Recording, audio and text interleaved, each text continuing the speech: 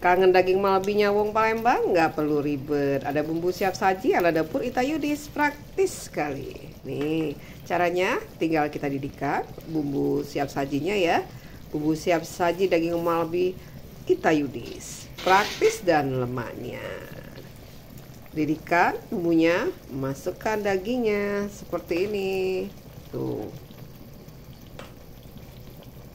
Kita masak ya selama 10 sampai 15 menit sampai bumbu dan dagingnya meresap ya dan keluar kaldunya. Seperti ini. Tuh, kita aduk dulu. Setelah dagingnya keluar kaldu ya, baru kita tambahkan santan. Masak kira-kira 1 jam sampai 1 jam setengah ya, sampai daging Malbinya matang. Nih seperti ini. Tuh ya. Kita diamkan dulu